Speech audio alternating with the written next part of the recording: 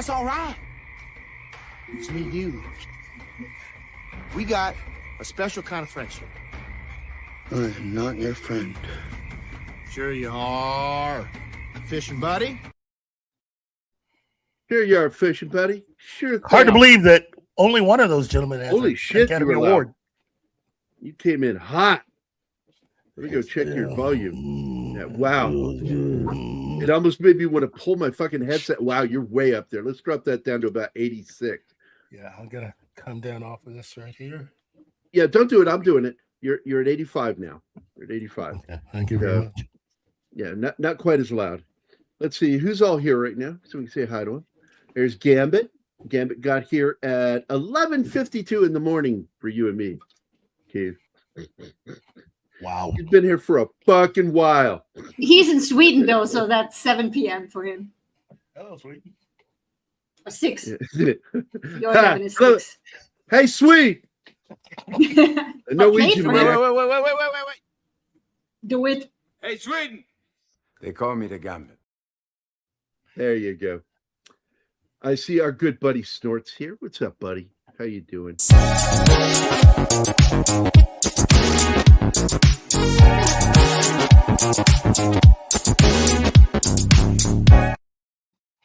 And of course, after Snort, we have John Whitaker here. You get nothing. No video. Make a more interesting name. No, I'm just kidding. I mean, Dude, what do you do for John Whitaker? If we had a video for when everybody. you get the guy that's got everything, that's John Whitaker. There's nothing we can do for him. All right, so we got Johnny's in the house, and then oh, there we go. Lord Thoth is here. Wow, that's so awesome. I thought he quit coming around because he didn't like black people. Oh my god. Disavow. Yeah, I made that joke before the show, and I decided to up the ante on the joke and go straight to color. I would ask what's wrong with you, but I know better. That's your man. There's That's no your man time right for there. the whole list. Oh, hail, Lord Thoth. We love you, buddy. It's good to see you. Glad you're here. Anima. The better question is, what isn't wrong with Gary at this point? I know. And believe me, there's not a day where I'm not asking myself why I agreed to marry that. But Well, I'm still going to do it. Shenatsky, I must disagree. Such a short list is not best. It's boring. Yeah. So 11 Alpha is here. And 11 Alpha is what we refer to in the military as profile. You don't get it. You don't get it. It's an Army thing. Oh, hey, Lord God, I've never gotten any complaints. Profile in the military means you aren't allowed to do PT because you've got a medical excuse. I have a note from my doctor. We call them profiles. So anyway, that's Alpha. Anyway, what you doing, buddy? Hope you're doing good. And of course, wow, that's 2 days in a row. We got Willie the Monkey King here. Hey, brother. Good to see you, man. And let's see. Slasher Fred. And Lord Thoth is saying, hey, Keith's not black. I haven't gotten any complaints thus far. So, well, look, no. The fact is, he's burnt umber. Well, guys, we're taking boxes here. You got a female, you got a Venezuelan, you got a black guy. And what I like is Anima right now sits right in the cleavage. Yeah, I bet you like that. Filthy animal. I like it. I haven't seen this movie since the 90s, but it's still in my brain. It's an entertaining flick. Absolutely is. Bob Zemeckis movie. And, Great cast. And his wife is in this, by the way. His wife is in this. Hey, Cyril Baggins is here. They were married for 20 years, and the only reason why they're not married still is she passed away. She died while they're married, and he ended up marrying, and he married a younger woman. And I'm like, fuck it, if you can do it. I'm trying to remember, was it this and Bordello of Blood that they basically were able to piggyback off for agreeing to do Back to the Future 2 and 3? trying to remember. There was like a couple things that they had really wanted to get produced, and I know Bordello of Blood was one of them. This kind of seems up there. Which, by the way, I am a huge fan of that fucking movie. I mean, you've got Corey Feldman and Dennis Miller in a movie together. And boy, oh boy, they did not like each other. And it's fucking awesome. Look, I don't like Corey Feldman. I never have. I feel bad for him for some of the shit. You know, I do believe a lot of the shit that he's talked about. I do. But he's also, he's a complete nut job. He really is. I mean, he thinks he's like a Michael Jackson singer. And I'm like, no, dude, just because you can replicate some of the dance moves, you are not a good artist. You're not a good singer. What? You don't like the utter brilliance of Ascension, Millennium, repeated ad infinitum. By the way, Sauron Baggins is here. What? No.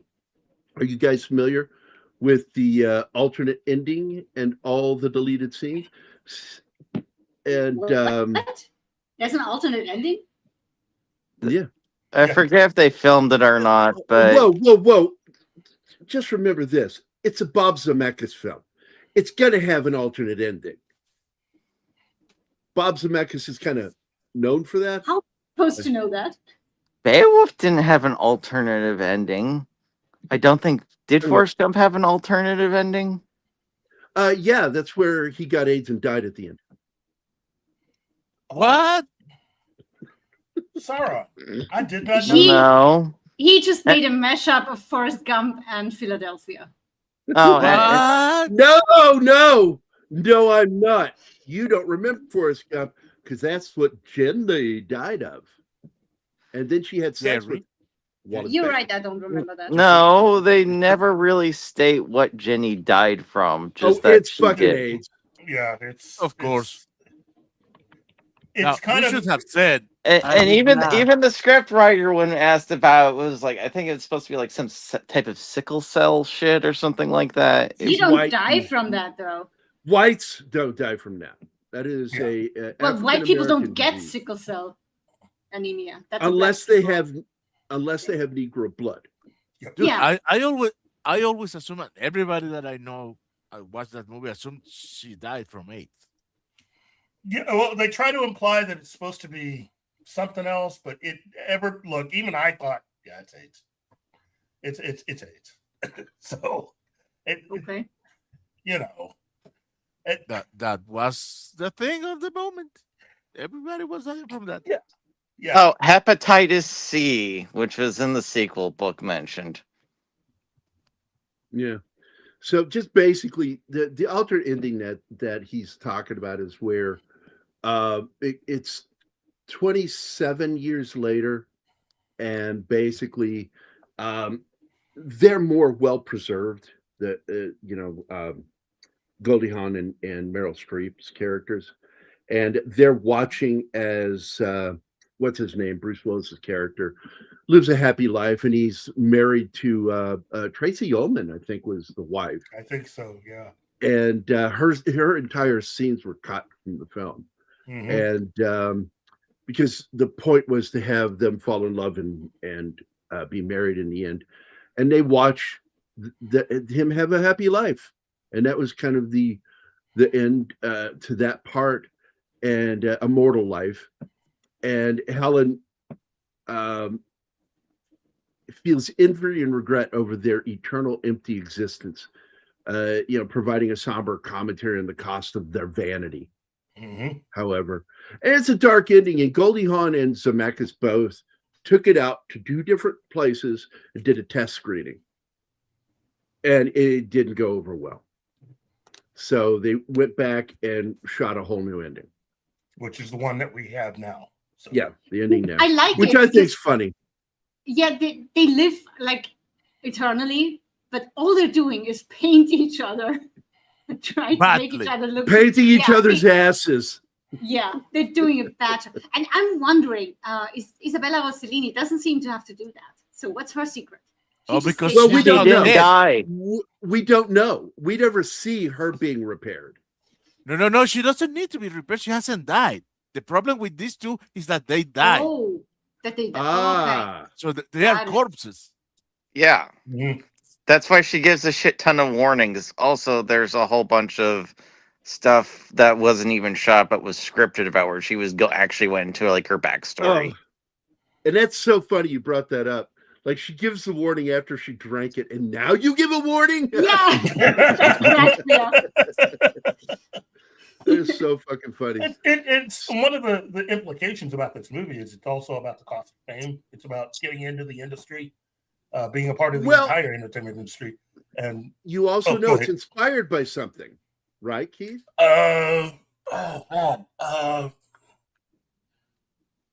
It's been so long since I've had to use my brain like this. All right, I'll give it to you. Sorry, I already wrote a bunch of notes. Fuck you, Death Mikey. becomes her, and I double checked on this because this is something I figured out a couple of things while watching this movie today that I didn't think about when I saw it the first time back in the 90s, back in 92. Because I don't think I was even that well aware of what I'm about to talk about. Death Becomes Her was heavily inspired by the toxic, highly publicized rivalry between old Hollywood legends Bette Davis and Joan Crawford. Yeah. And this is mentioned in several locations, including Vanity Fair interview and Wikipedia, which I would never use that as a source.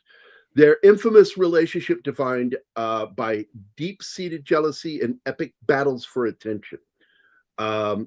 Heavily mirrors the petty and absurd dynamic between Madeline and Helen in the movie. And again, that was something that was said in an interview for Vanity Fair. The connections to Davis-Crawford feud are woven directly into the thematic DNA of the movie itself. So you've got the biddy horror genre. The film's dark, campy tale of warring divas is a direct descendant of the 1962 thriller Whatever Happened to Baby Jane, which is one of my favorite films of all time. And directed by a great director who did not know how to fucking make movies anymore. He knew how to direct. He just couldn't choose good movies. He didn't know how. You need people to do that for you. It's what agents and managers are for. Yep. Which starred Davis and Crawford. And I fucking love that movie. I really do. The hyper-feminine warfare that's depicted in the film is just like Betty and Joan. The characters, Meryl Streep and Helen, embody a hyper-feminine glamour masking seething contempt for one another. And the final one is the eternal spite. The premise of the women outliving everyone and dying only to feud forever is the ultimate meta commentary on the actresses who famously carried their hatred to the grave. And by the way, was turned into a very good miniseries called The Feud. And if you've never seen it, find it and watch season 1. Season 2 was okay. Don't get me wrong. I did like what happened in season 2, but it was nowhere near as good as season 1.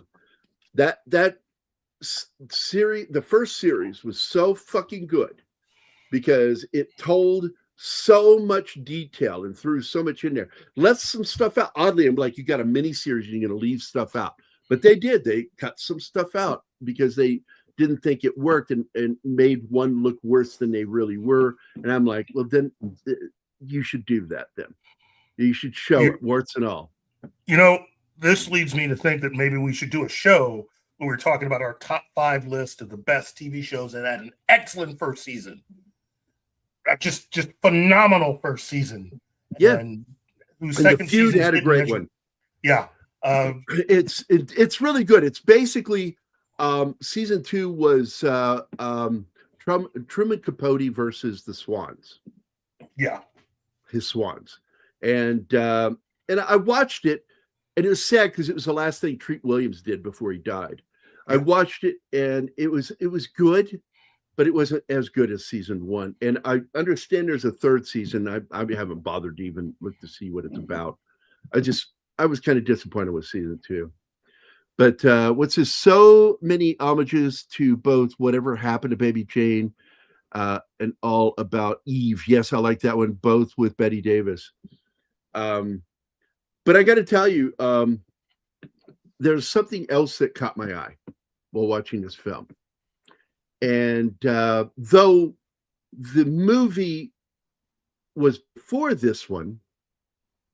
I couldn't find any proof that it influenced the makeup for this movie. But I noticed something while watching this, that Goldie Hawn, when she shows up for her first scene there in the mansion and walks over in that beautiful red dress over to the fireplace, the way she turns, the glamour turn. She also did a glamour turn at the bar.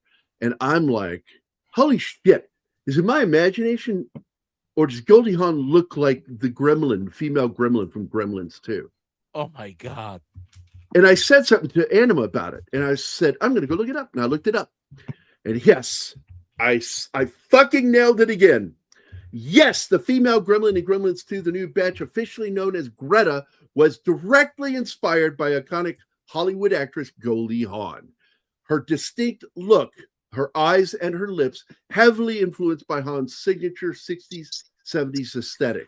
Specifically, Greta's long hair, green hair, heavily blue eyeshadow, and exaggerated fluttering eyelashes were designed to exactly mimic Goldie Hawn's classic bubbly appearance, including the sounds. Remember those? Those are sexy.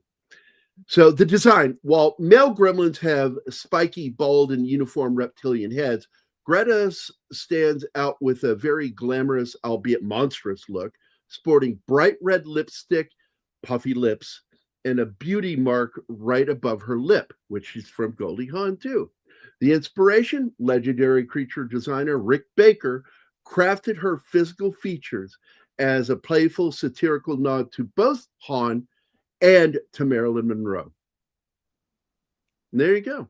Wow. I can love shit like that when I spot it. And I spotted the other thing too, because I'm watching it going, holy crap, this reminds me of Betty Davis and Joan Crawford.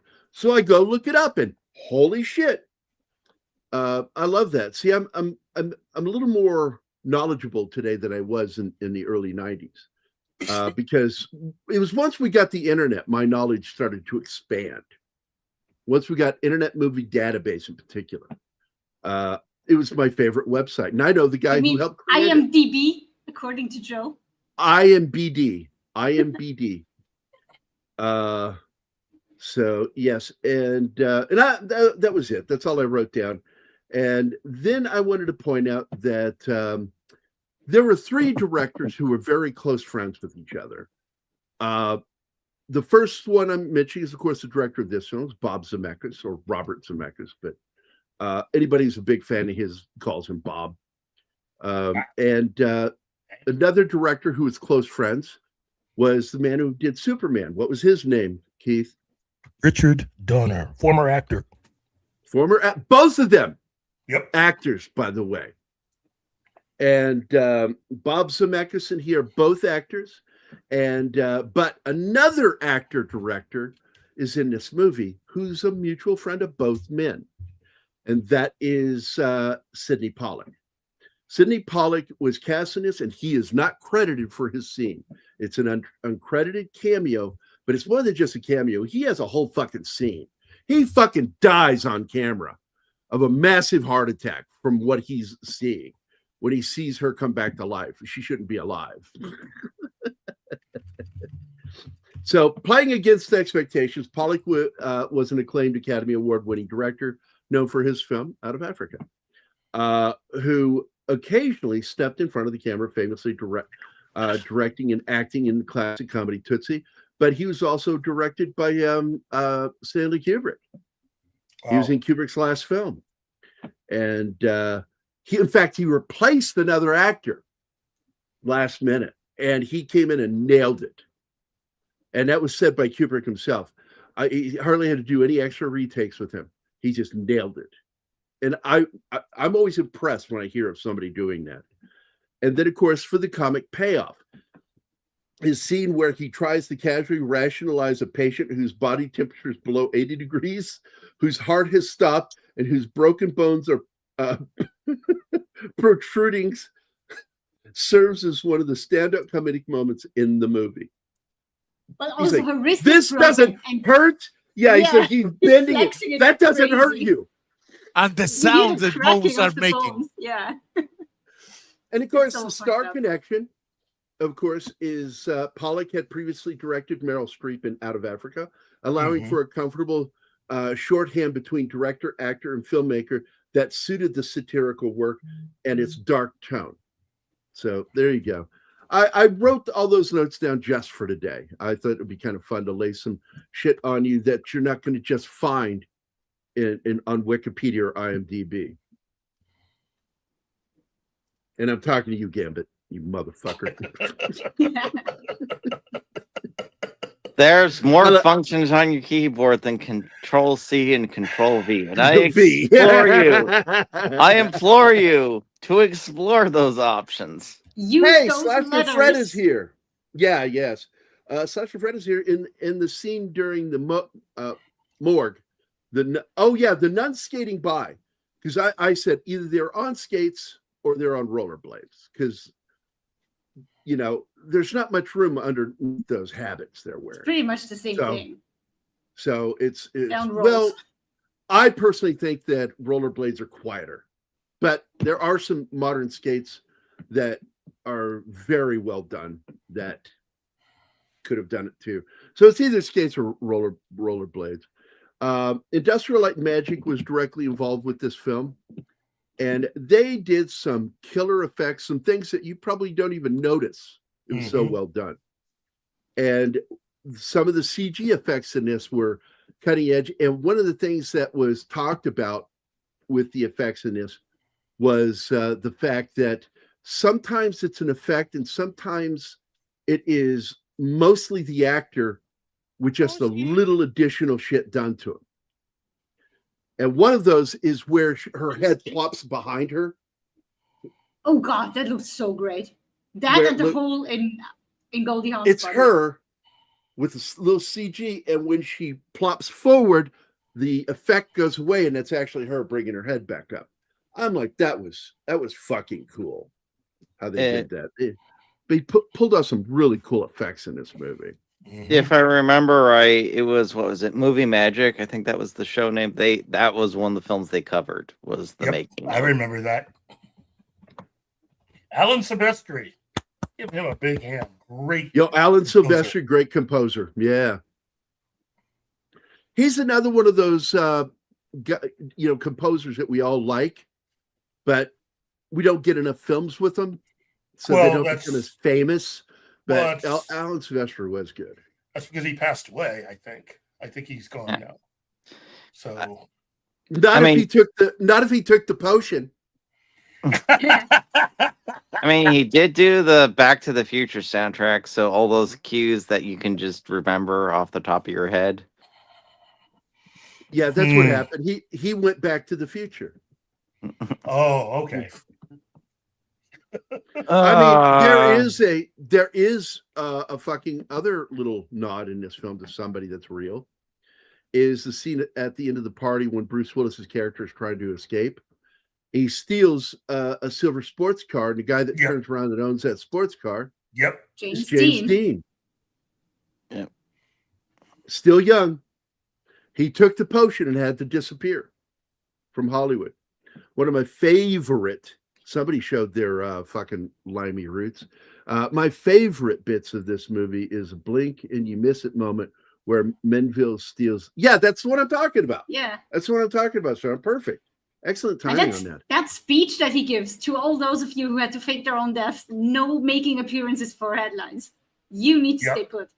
Stay hidden. I like that. And see, this is a movie. Okay. Sorry. I thought he was. This is how you do a movie about terrible people, because two of them don't learn their lesson. And only one of them does. So there's an actual growth, and there's the actual, tragedy.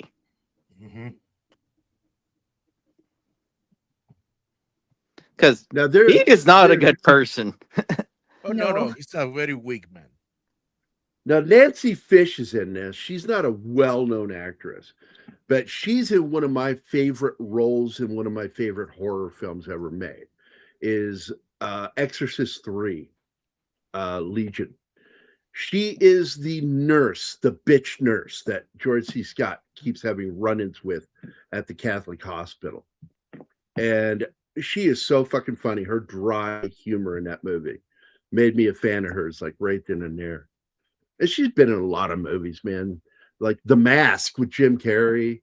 Yeah. She was in Kiss Kiss Bang Bang. She's the casting agent that hires Robert Downey Jr. in that scene. Well, like I was saying before the show, it's character actors. They are your bread and butter. Well, Zemeckis, Donner, and Pollock all have their posse of actors they like to work through and around. And they tend to have a lot of repeats, especially for their background actors or secondary characters. They'll use the same actors over and over again. And I mean, you could tell. And Zemeckis in particular really liked working with Tom Hanks, and he really liked working with Denzel Washington. And by the way, he is still alive. Bob Zemeckis is. We've lost Donner and we lost Pollock, but we still have him. But Bob Zemeckis' wife is in this film too. So let me bring that up for you real quick. I don't look forward to when they pass away, because as soon as Bob Zemeckis and Bob Gale pass, Back to the Future 4, baby. I hope not. I fucking hope not. Well, it's either that or a remake. Yeah. There will be an absolute rebellion from the fan base. So here we go. There she is. And everybody remembers her as the psychologist in the Lethal Weapon films. Yep. And well, she stayed married for 20 years to Zemeckis till her death from cancer. And then he met another actress and he married her. But I love their story, and it's sad she fucking had to die, man. Also, before we go, I wanted to show this. This was over on Graham Nolan's Facebook page. It says, "Don't mess with Mannix." And of course, this scene shows Mannix slap this actress. And of course, that actress is also in some other stuff, so people will recognize her. But she grabs a gun and tries to shoot him, and he bitch slaps her and knocks her unconscious. And so I had to respond with a Sean Connery quote. Keith, you want to read it? My Connery's not that good, man. Go ahead, do it. Shemtish, a woman just needs a good smacking. There you go. Sometimes a woman just needs a good smacking. Yeah, there you go. So back to the movie. I thought that was funny. Remember, open fist, never closed. Unless you don't respect that person. That's what I learned long ago. You really don't respect that dude. Oh man, if you ever see the Barbara Walters interview, I love that he has a system worked out for the exact level of smacking to do to a woman. That is not too much. It's not too little. It is just the right amount of bitch smacking.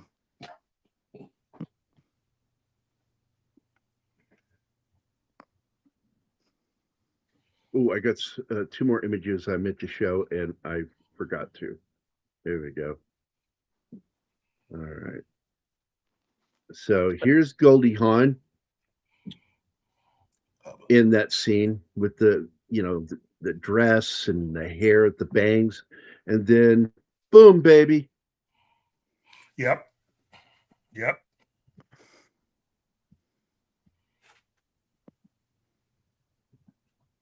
Freaky how much, like, when I saw her, I'm like, oh my God, she reminds me of the Gremlin.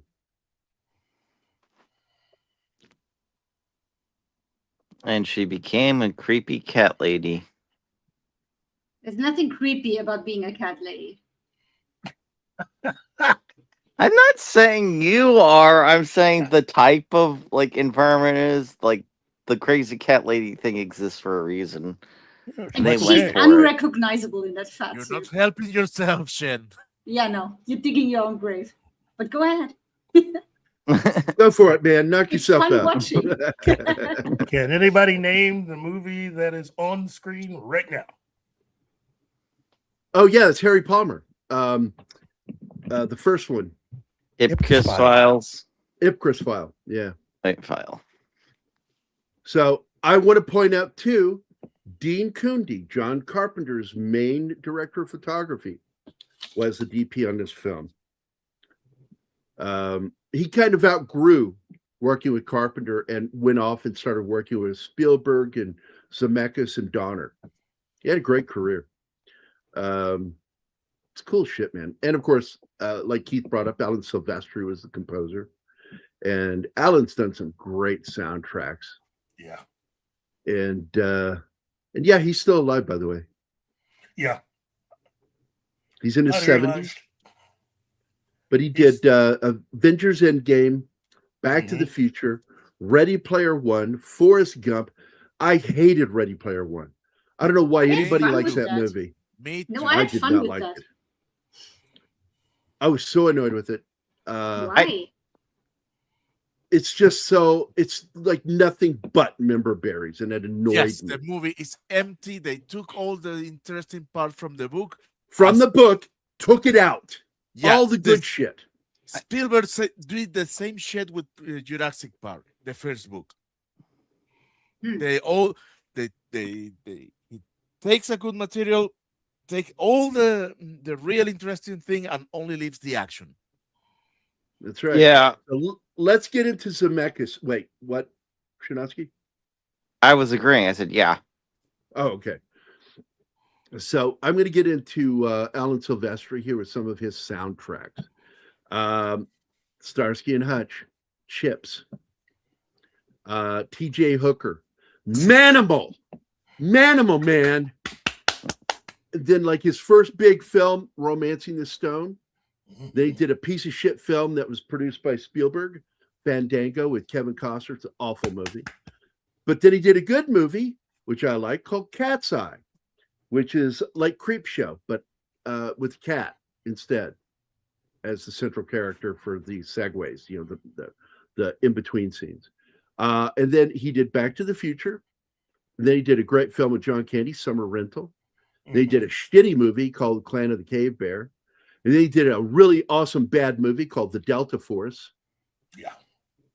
They did Flight of the Navigator, which I like that movie to this day. I still like that movie. With Pee Wee Herman as the voice of the alien ship. He did No Mercy, which is a good movie. Kim Basinger and that dickhead, the gerbil guy that likes gerbils in his butt. That guy. Richard Gere. That's a myth, Gary. I know you want it to be true. I know the image of gerbils. Yeah, up but a he's butt always going to be appeals to you. he's always doesn't matter. He's going to be associated with that the rest of his life. And there's always going to be people going, but is it really a myth? Because a lot of myths have been proven true.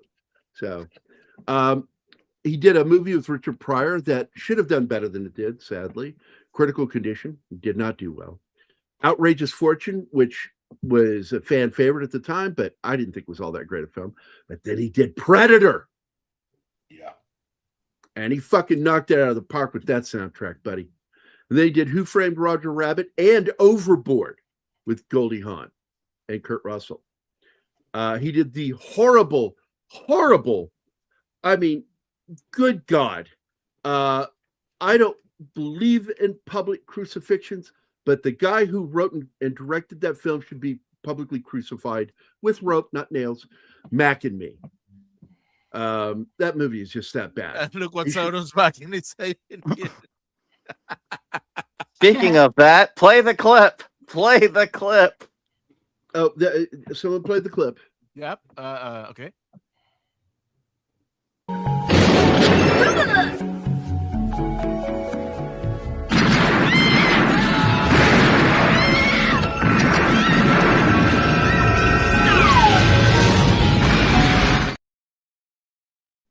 What That the movie's fuck? so bad. It is. It so doesn't bad. make sense in context either. Okay. Egypt, for watching that, I'm gonna have my black card taken away. So I can't. Hey, boss, Jeebus is here. You didn't hear me the first time. Oh, hey, Monkey Jeebus, how you doing, buddy? So I will tell you something really cool about the makeup on this film. Do you know who worked on this film? Famous for makeup? Baker. No, Dick Smith. You would need to have someone of that caliber and someone who actually remembers what makeup. Thank you for knowing who the fuck he is, Keith. Oh, I'm sorry. I got dead silence. Like Well, He's the man. Dick was Smith's the man. The thing of Dick Smith should be the title of John Bobbitt's doctor. he's a specialist. Yeah. Deep cut there. Deep cut. Yeah, Oh. Dick Smith sounds like a doctor, and of course, he'd be a gynecologist. Gynecologist. Right. But yeah, Dick Smith was the lead makeup guy for the film. I thought that was really cool. He's You the know, godfather of a lot of people doing makeup right now. he's the one who inspired Rick Baker. Oh, He inspired Rob Bottin. oh. He what's his name that worked for James Cameron? He also worked with Bottin on The Thing. He did the Kennel Dogs scene. He died, cancer. Fuck. Predator. Designed the Predator. Fuck Didn't that. he also How work about a loss? on? Oh, I can see his face. Hold on, I'll look it up. He's great at doing a lot of things. He's terrible at doing gorillas. Remember? I said they should have gotten Rick Baker and not him for the gorillas in that movie, sci-fi movie with the killer apes Which one? There's a lot of them. that we did on the channel. Congo. Congo. With Bruce. Congo. I didn't do enough cocaine. I'm gonna do Congo too. Get Michael Crichton right, but he's dead. I don't fucking care. Do Congo too. Stan Winston. Yeah, Willie the Thank Monkey you. Kid beat Stan Winston. all of yeah. us. Yeah, he did. I'm glad we got some non-heathens in the chat. Thank you. Well, I think- yeah, but a lot of people, I mean, this crew doesn't know that. This crew doesn't know that. It's really what put him on the map, is doing the makeup for The Exorcist. Didn't he also do the makeup for Little Big Man? Yes, he did. Dustin Hoffman. He's the one who aged him up to the age of 100 in the film, and it's really good. It's like Really this was good. done in the early 70s, and it's really well done. I mean, they still can't do it to this day. Dick Smith did. He was a master at makeup. Also has some actors who appeared on Tales from the Crypt. You mean Tales from the Congo? As always, Tim Curry is the best thing about Congo. And Bruce Campbell's Scream. Oh no. There's one thing I have to bring up with Congo. Stop eating my sesame seed cake. Okay. Oh, yeah. You like that scene too much. Oh, that thing's so many memes. I've seen it so many times. And I'm like, you know what? I love it. I got bored of it at first, and then just kept going on. It was like the Mac and Me fall. It just became funny. Hi, Sander. Yeah. There she is. Death That's becomes Congo. Mary Ellen Trainor, Zemeckis' wife. Another good character actress. Yeah, we don't have a lot of those nowadays. No, everybody's a movie star now. Yep. And that's the problem. Yeah, because they suck.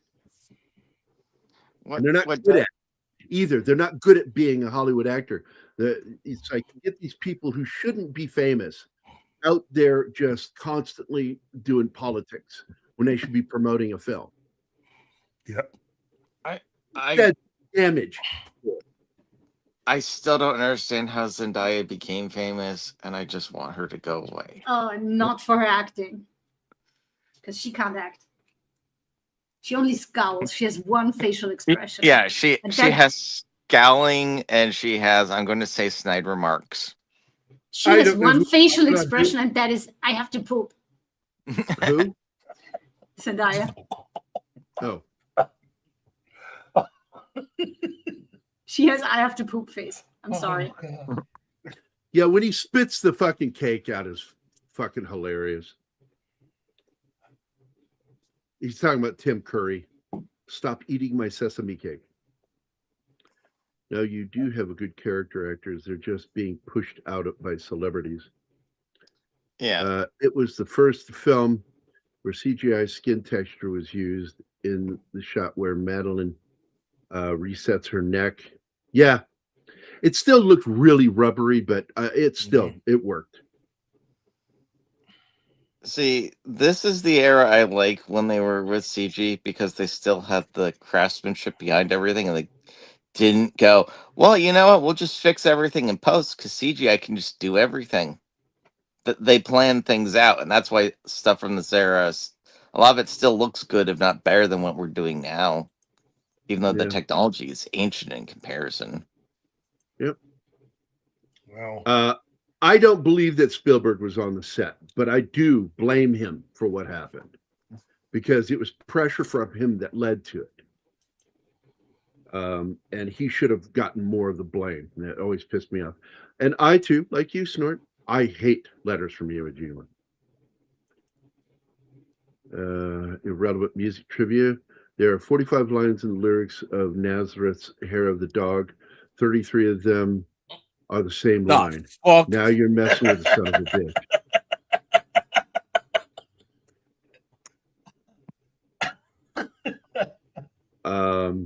That's pretty good.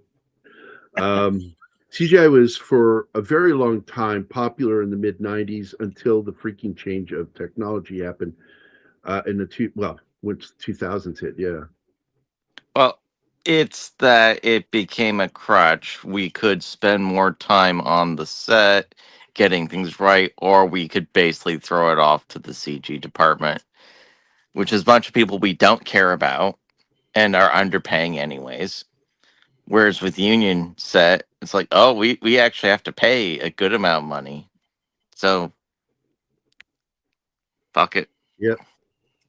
I've always been a big fan of the balance. Balance is good for anything, including visual effects.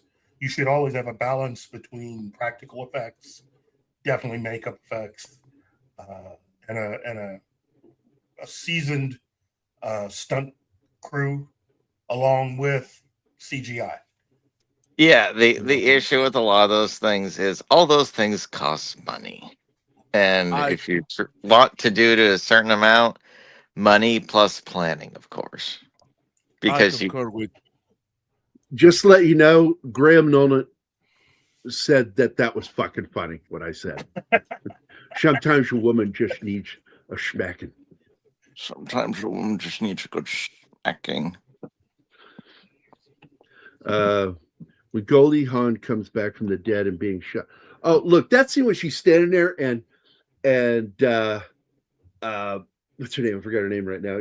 Throws the fucking broken handle through her like a spear and realizes it just went through her.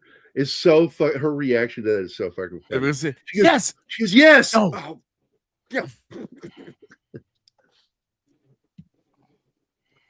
Wow. Rain, rain, rain. And I then she don't sits mind. down with the handle poking through her hole. Yes.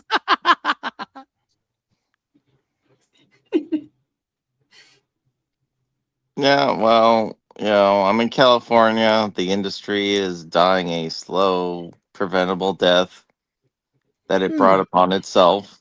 And I'm just trying to figure out what I'm going to do now. That's where I'm at. Just buy a lot of physical media, collect as many old movies as you can. And here's a kind of controversial view. Go out and buy yourself pretty much all the previous technology that you can get your hands on, because there's still a lot of movies that did not make it from VHS to DVD and then to Blu-ray. Yeah, that works for now. What are you gonna do when the discs actually do finally start to rot? You need to invest in any company putting out movies that has a current track record of being really good about their discs. There's very few out there, but you got to do the research. But in the end, it's worth your time. By the way, I agree with you here, Alpha. My boss worked on that film, and we've had long conversations about this over the last 20 years. And I still go back to my basic thing that pisses me off is he fucked up military stuff that I'm like, some of it's unforgivable because it's so dumb. And he, of course, would tell Dale, when Dale would tell him you shouldn't do that, he says, this isn't a documentary, this is a story, it's a movie. And so Dale would have to acquiesce because he's the boss in the long run, Spielberg is. But Spielberg has a very badly written story, and I hate all the fucked up military shit in it. I really do. You know, they go, I mean, first of all, that they're going to send Rangers out to do this right now when they have fucking radios. And they do have radio contact with all of those troops. That's bullshit. They tried to make it sound like they didn't. No, that's bullshit. That's bullshit. It would have gotten done quicker. And so it's really a fool's, what do you call that? Fool's errand. It's a fool's errand. It's stupid. But like right when they leave the fucking beach, the next time you see them, what are they doing? And it's the first thing you're told in the Army not to do. Don't make a silhouette. They make a silhouette. Walking right over the fucking hill. They haven't done that yet. They haven't done that yet. That's coming. Then they're walking in German-occupied France. And they're walking a couple of feet apart. It's 10 to 15 yards, motherfucker. On top of that, they're talking full fucking voice, having conversations. And then they have the Irish guy fucking deliver the line. Would you mind not saluting the captain? You might get him shot by a sniper. And my response to that is, well, I think the captain bars on his helmet is a better target to tell him that he's a captain. Right. Just saying. As I've said before, and it makes me sad, Forrest Gump is a much more realistic and better depiction of field troops than Saving Private Ryan, the comedy biography film that doesn't even focus on the Vietnam War. It's just a small part of it. Does a better job. Well, there's no story about what's going on in Vietnam. It's just part of the overall story.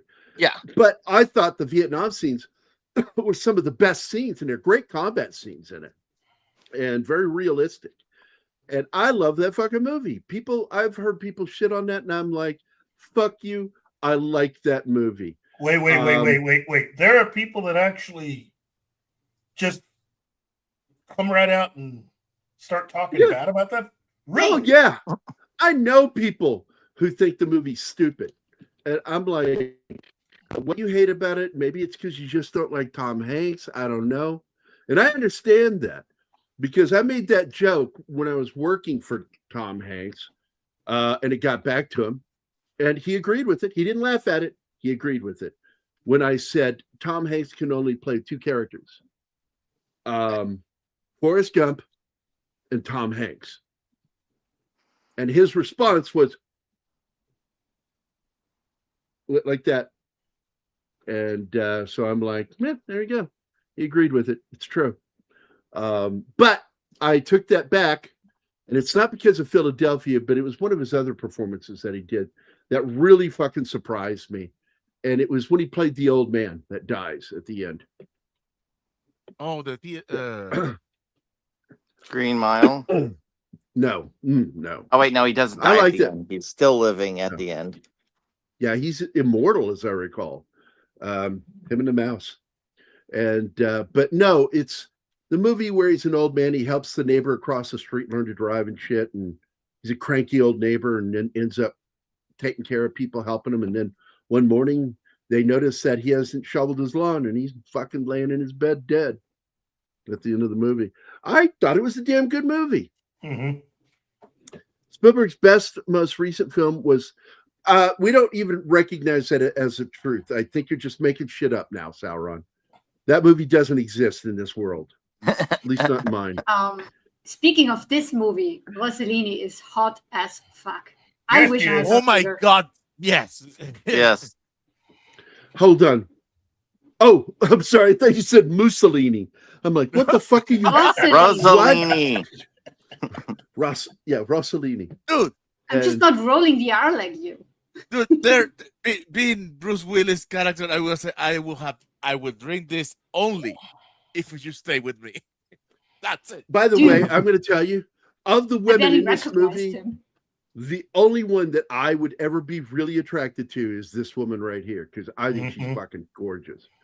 I love her. She's also in the Gap Club, no matter how many people have argued. And I'm like, no, there is a line. It's a hairline, but it is a hairline gap. And she also has a divot. Oh, there it goes. That's my hand. That's the left one, though. That's not usually shaking. It's been shaking for the last few weeks. And I told you that. Yep. Today, Back to my right PT. hand's not so bad. It's got barely a tremor in it. That fucking left hand. That's this week. I'm finally getting back into PT this week.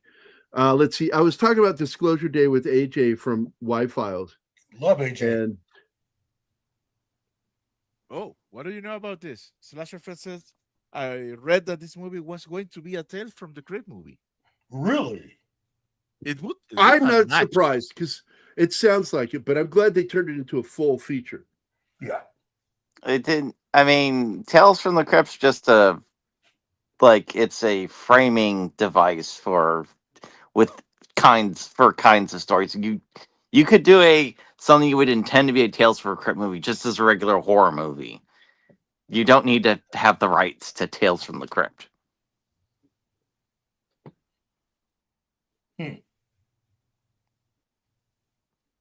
But no, with her though, her backstory is implied from some of the deleted script stuff is that she's actually way older, like she's potentially like Cleopatra. And two things about why she's doing this. One, she needs money to maintain her lifestyle, so that she works on something off. Two, her actual targets were all the great minds, so people like Einstein. But much like Bruce Willis's character, they all said no, immortality is more of a curse. So the only people who would agree to it are vacuous assholes, basically. Yeah, it is. They did get lazy, dude. But I don't know what you're talking about, Gambit. There is no such thing as another West Side Story. There's only one film. What Side Story? And the only flaw in that movie is when he yells out, Maria! And only one person sticks their head out. Only one woman shows up. Yeah, right? In the Latino neighborhood. Town. Only one Maria. In Spanish Town. Yeah. Only one woman. A young woman at that. Because you understand how many old fucking biddies live in that fucking neighborhood that have the name Maria? Probably 1.6 billion. I do love the whole effects that they do with the hand. Oh yeah, when she's looking at it like this, a lot of people don't realize that's a blue screen. Shot because they're still using blue screen at this point. Yep. And by the way, I really hated that Rossellini was wearing beads. They should have just had her completely naked. Yeah, that's what I was thinking. Wasn't this PG-13? I wanted to see those Tiggo biddies. Oh my or no, God, it was an R. Well, since we saw Julie Andrews, it was only fair. Yeah, for God's sakes. Fucking Mary Poppins showed her tits to us. And we're like, all right, now it's the responsibility of every serious actress to show their tits to us. At least once. Period. Well, no. The rule in Hollywood is when it's award season, then you do a movie, you take your top off, and you get an award. Okay, Those every are month the it's award rules. season. Get to step in Hollywood. I will start making up awards if you guys need me to. I've gotten really sick of how prudish Hollywood's gotten, which is weird given that they're the most degenerate assholes on the planet. Yeah. You know who hasn't shared their opinion on this? Snorter, Dead silence. Nothing. Not a word. Martin. What It's do you want me quiet. to say? She's re-evaluating her choices in life. How did I end up here with these No thoughts assholes? on that? What we're talking about? That women should show their tits? Or Asshole. All men are filthy. basic. Oh, it's not filthy. I just think of it as, if Julie Andrews has done it, if Mary Poppins has already done it. Okay, you brought up Mary Poppins twice. Show the clip. What? You look like Mary Poppins. Is he cool? Hell yeah, he's cool. I'm Mary Poppins, y'all. And if you ever get a chance, watch the video where they actually put Yondu in Mary Poppins. What? Yeah. After that came out. Ooh. You're talking about a gag or something, not like for real. No. But there was basically someone actually took the Mary Poppins film and then composited him in. So it's one of those little couple minutes videos. It's like I'm Mary Poppins. You can do the face swap. You can do the face swap thing, and now AI can do the voice. J.J. Abrams is a bad director. I have no argument. I also think he's a terrible writer. He was involved with one movie, and there's still a debate if he really wrote it, is regarding Henry. Yeah. Really? Yeah. You didn't know that? I thought we talked about that before on the show. I like regarding Henry. Oh, it's not about whether or not you like it or not. It's just the debate as to who actually. I'm saying that I'm surprised that I like something that was allegedly written by him. Yeah, he wrote it. It was the biggest paycheck to date when that movie went into production that a not very well-known screenwriter got paid. It was $1 million script. Well, you know why that happened, right? He was friends. No, These people. His uncle was an executive at ABC. That too, but he had friends there too. He had family and friends that fucking helped him along the way. And I've talked to people about Spielberg. Spielberg, he impressed people when he met them. And they, there was no family pushing him. They liked Spielberg and wanted to help him. Yeah. Because they were so impressed with his work. And so that's the big difference between JJ and him. Yeah, he also broke into, what was it, which studio? Universal. Like, he was there illegally so many times. Yeah, Universal. All right, let me read this to you. The debate centers on whether J.J. Abrams solely authored the script for the 1991 film regarding Henry, or if he had co-writers. The primary credit, official sources including the Encyclopedia Britannica and the film's promotional materials, credit J.J. Abrams as the sole writer of the screenplay. He received a co-producer credit for the film as well. Collaboration claims. Some online discussions and fan observations suggested that Jill Mazursky co-wrote the screenplay. This signs with Abrams' early career history, as he is documented to have co-written the 1990 film Taking Care of Business with Mazursky shortly before regarding Henry. Director's role. Director Mike Nichols had significant input on the final product, as noted in the discussions about how the film played out, though he is not credited for some reason as one of the writers. So it's been a debate for years. I actually believe Mazursky was involved. I don't think that Mike Nichols deserves a credit on it because his input is notes, and it's the screenwriter's job to take those notes and turn it into script, not the director's job. So he shouldn't get a writer's credit. He possibly could get a story credit if he was involved in any way with any changes to the story itself. But past that, no. But Mazursky, absolutely, I have a feeling if you look at the writing on both scripts, there's a lot of similarities in the writing. It's not just JJ's. JJ, I don't think is that a good a writer. Mazursky is. So there you go. No, JJ's talent is being a salesman. Well, mystery box. That's what really everybody who worked for him, who has studied under him, all of them learn how to be better salesmen. Because if you point to anyone, and I do mean anyone that has worked for JJ, that seems to be their primary ability. I'm not just talking about Alex Kurtzman. I mean, I'm talking about the guys behind Rings there's of a Power. lot of his. And you've got people on Rings of Power. You got people on the series From, which we stopped watching because they pulled a J.J. Abrams thing. And by the way, somebody said to me, and I've not seen proof of this, that the reason he came up with the mystery box idea is because his wife refused to show him her pussy. Oh,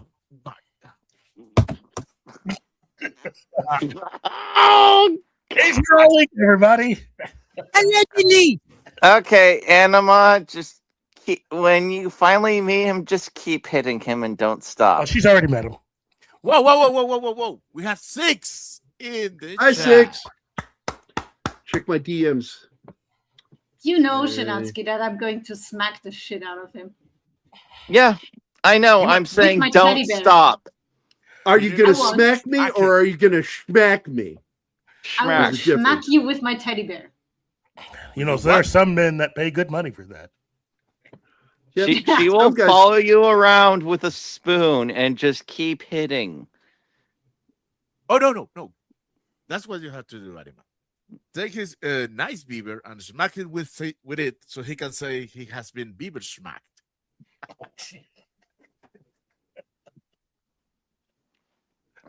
Oh, man. I've missed This is the mature commentary everyone comes here for. Yeah. Oh. Ooh. Good question, Willie.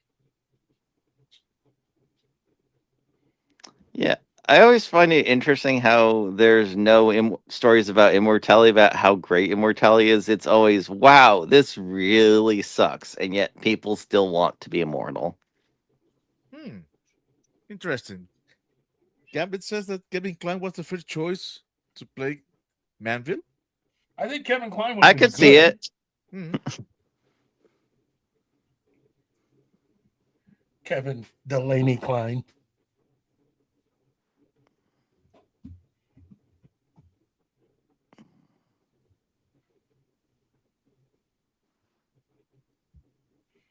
Now, which came first, Kevin Kline the actor or Kevin Kline the underwear?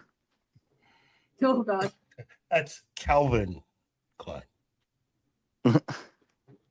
Yeah, that's the joke. I know. Good point, Six. Good point. Nobody does. I learned so much hanging out with these people. I do. That you learn new kinds of filth coming here.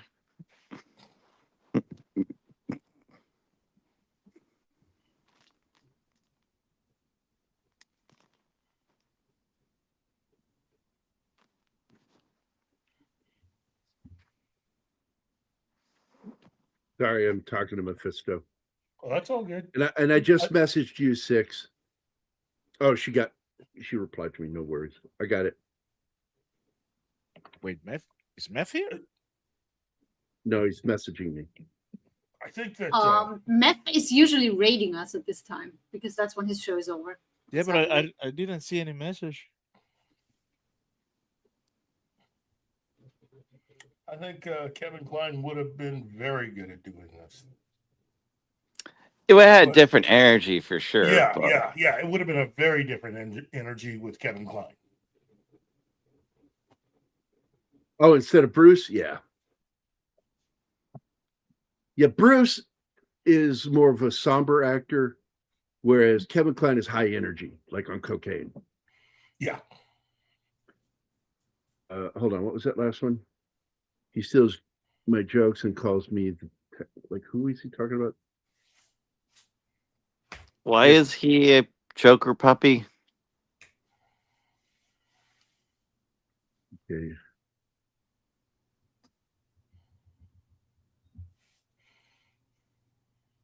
I always had the thought that Bruce, if they had actually decided to go big with their Bewitched movie, that Bruce would have been a better person to cast in the Bewitched. Will Ferrell was just fucking awful in that. Wrong fucking actor for that movie. Well, Will Ferrell. I wish that in real life that there was a Stewie, and Stewie did that to Will Ferrell. He deserved it for that. Will Ferrell is a support actor that somehow became a lead. Well, no, he's good at certain things. He was just miscast. I love him in Ricky Bobby. Bewitched. You know, the Battle of Ricky Bobby. Very well, and I'm gonna talk like this. Pay me $50 million.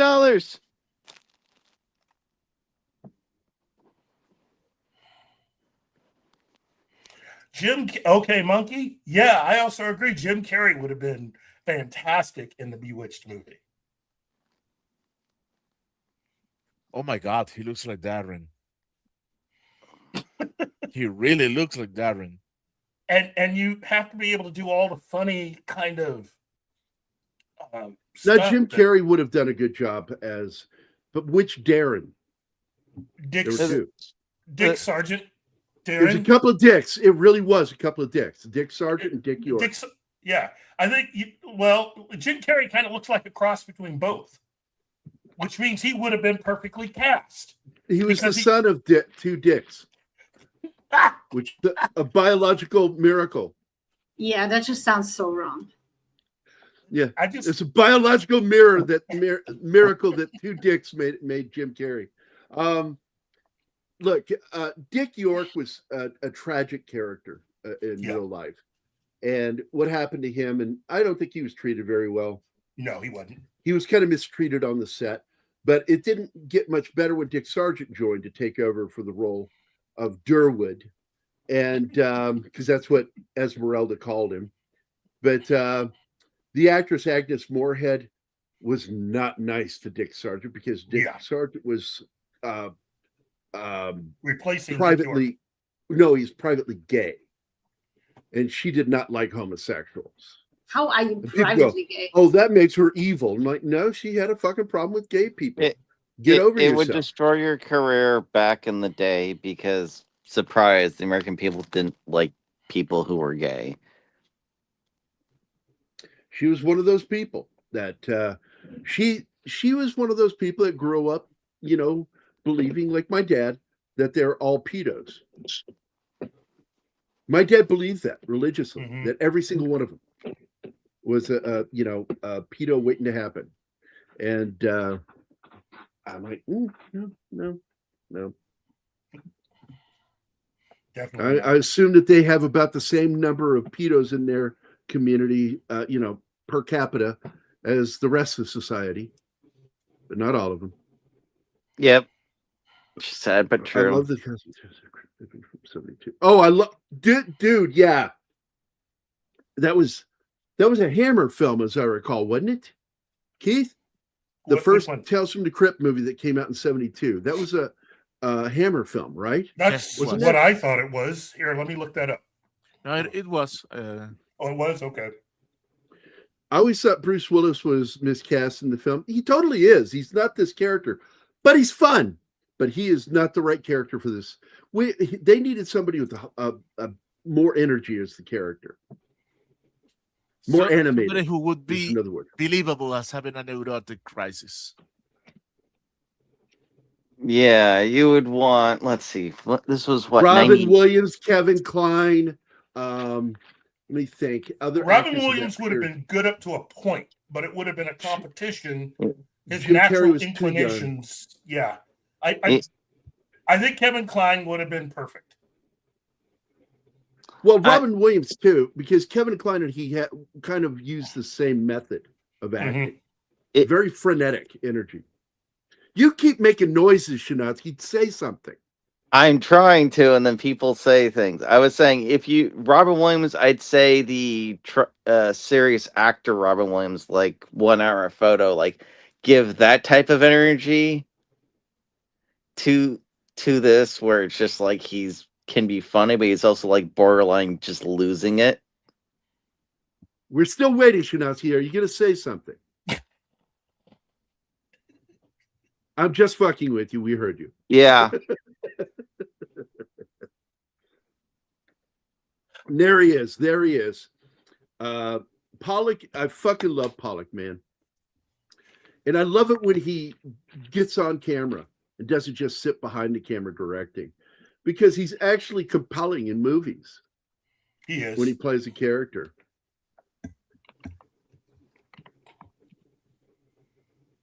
You can buy him in almost any role he plays. He's that convincing. And I understand that he was an artist that did that splash painting. It was famous in the 50s and 60s.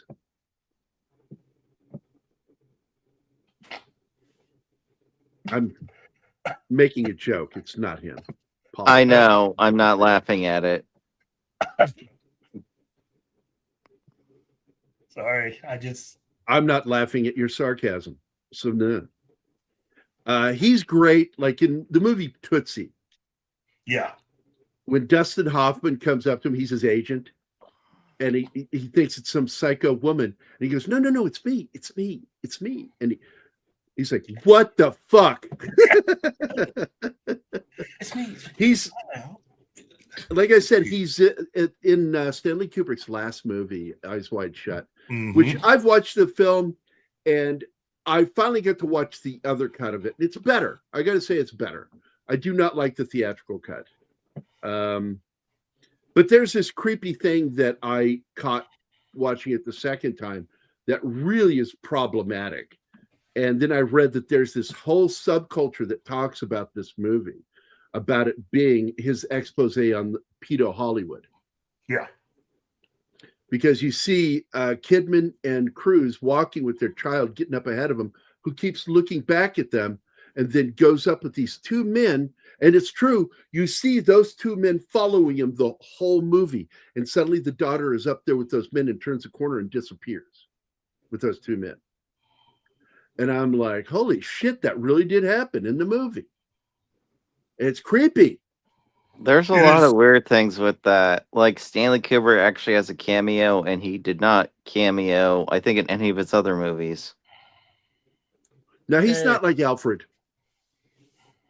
The meth is in the house. Hey, Meth. Mephisto. Hi. We Hi, miss Meth. you. I messaged you. Stop I mean, harassing Meth. I do find a great comedic touch. He doesn't use brushes. They just use aerosol cans to spray them down. Aerosol? It sounded like you said two words. It sounded like you said air assault. That's probably the internet connection. But yeah, you'd think you want artistry in, bringing them back to life. It's no, just put paint. But they don't have his skills. He ends up being a reconstructive mortician. So he has skills and he can actually paint them, but they don't have that. So all they can do is spray paint each other's asses.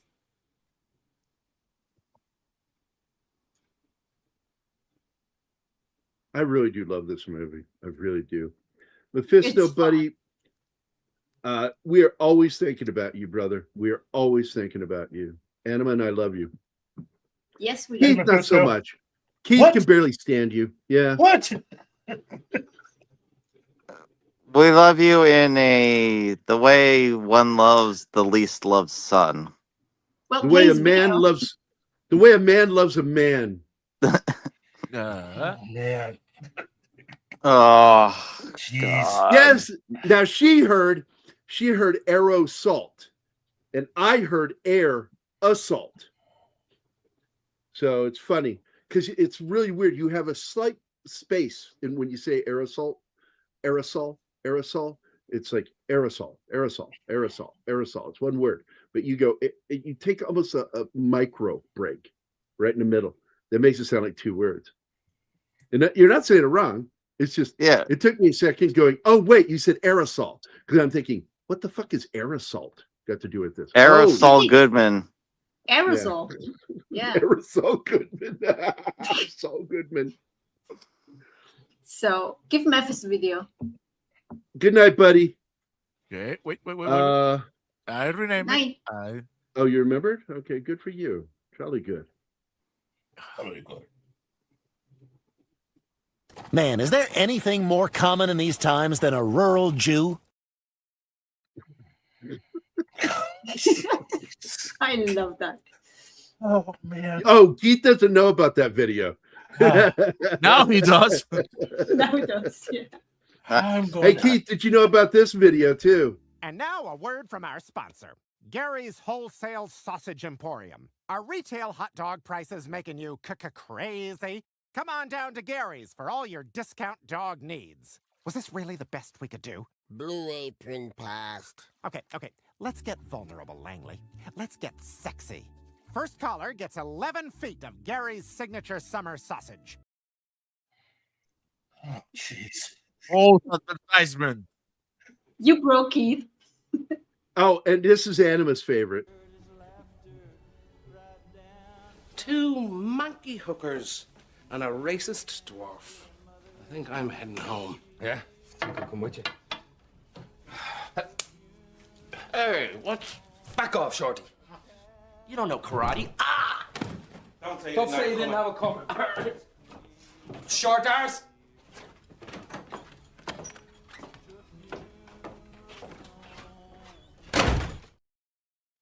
Love that movie. Yeah.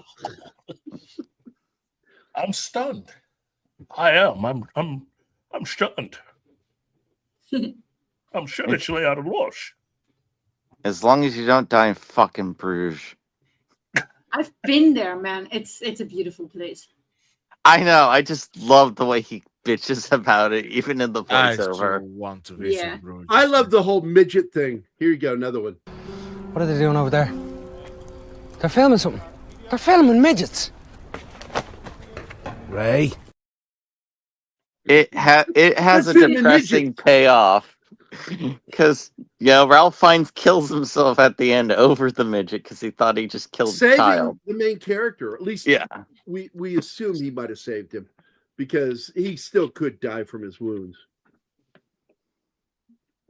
Well, it's ambiguous in a good way. It's like seriously, I'm gonna die. Can't be anywhere but fucking Bruges. In Yep, my there you head go. canon, he survives and stays in Bruges because of the girl. And he's with her, but bitching all his life. Look who's here. And by the Oh, way, oh. if you didn't read it, 6 said my hearing has a lisp, which I thought was Yeah. Hi, Sax. Oh, Zags is here. so Oh, everybody kiss his ass now. Zags No. is here. Oh, wow. Well, fuck you, Cal. I love you, buddy. How you doing? Hope you have a good weekend, bud. I need to hang out with you guys again. I stop by and see some of the others, like when they're doing their streams. I just have, I have been crashing earlier and earlier. Anima will tell you, I've been going to bed pretty early, like normal time, like Keith normal, like bedtime, 9 o'clock, already asleep. Yeah. Brush my teeth at 8:30, sleep by 8:45. It's weird when I'm doing that. What's the matter with that?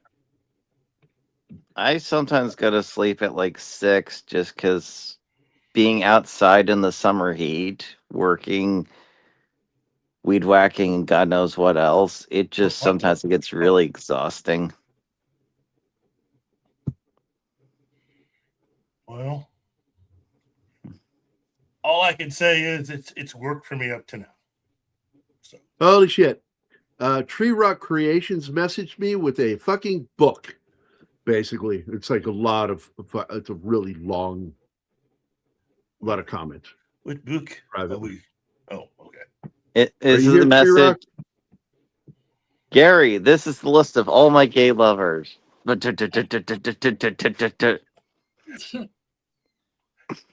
it's not that interesting.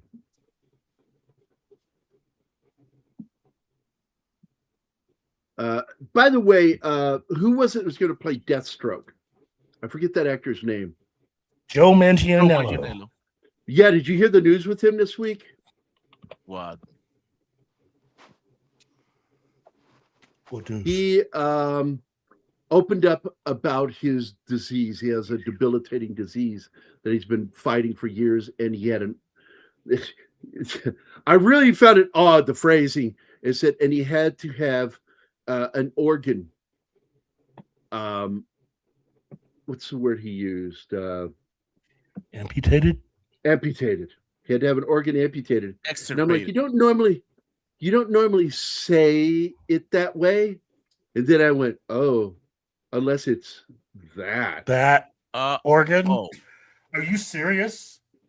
Yeah, because it says it in the article, and that was his exact words. And I'm like, amputated is really an odd word to use with an organ. Limb, you say that with, and the only organ that I can think of amputation with is that one. Dude, are you serious, dude? Ow. Am I serious? What? Really? I mean, no. I mean, he actually had his. I think he's 50-50 Gary's fucking. Are you having a hard to stroke, tell. Keith? Keith, are you having a stroke? No, I'm not having a stroke. I'm just. Okay. That's just. Wow. Yeah, he's had a 7-year battle with this disease, dude, and it's rough, man. There were days that he said that he was like, I remember reading this last night. I was moved, and I was like, holy shit, yeah, all that blood in that water, and she stands up with that big giant bucket hole in her gut. That's fucking great. I don't know how they did it, but it looks so cool. They had a green dot or blue dot. Yeah, green dot on there, and then you just film. Like I said, this is the blue screen period, so I think that it was blue. No, it was green. Was it? Yeah, because I remember seeing how they did the scene with Meryl head backwards when she fell off of the stairs, and they put a green cap covering all her head.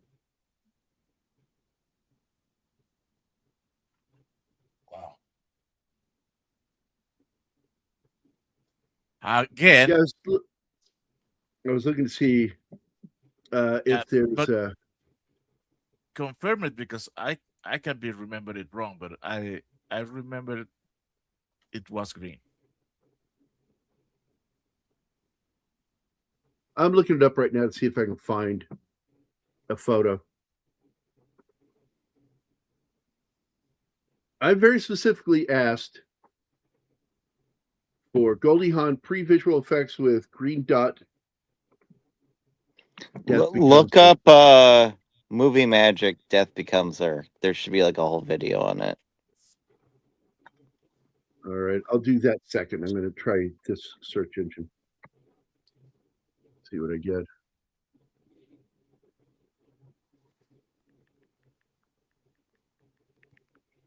Oh, thank you, Gambit. Catherine Bell. Is that a thing? Oh my!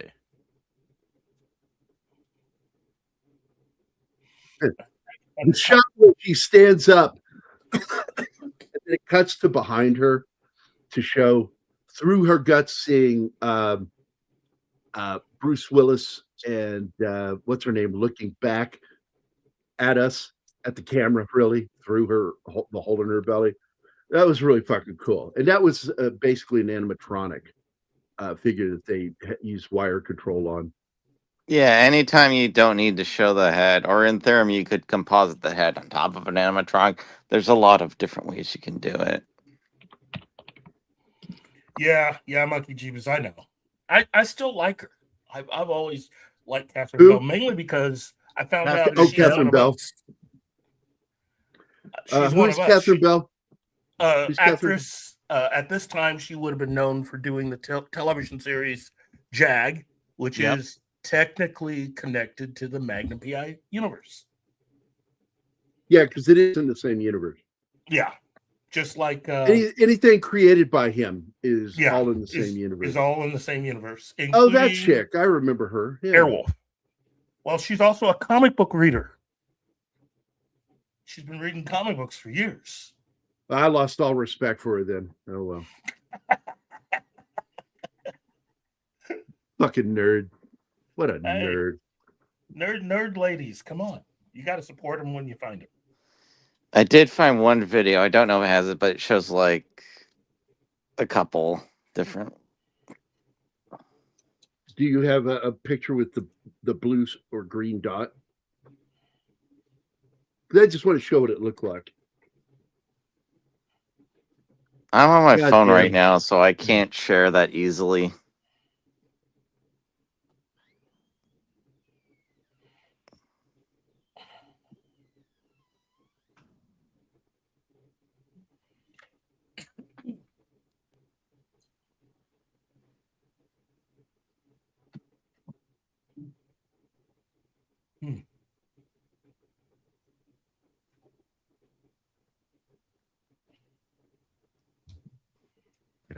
And by the way, I wanted to point out that their ages are really not that much, because Goldie Hawn was the oldest. She was born in 1945.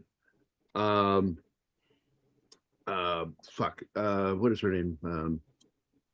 Meryl Streep was born in 52, and Isabella Rossellini was born in 1949. In between. Oh wait, no. Isabella Rossellini was 52, and Streep was born in 49, right in the middle. So they're all like within 5 years age gap. God, her eyes are so freaky looking there. Oh, yeah.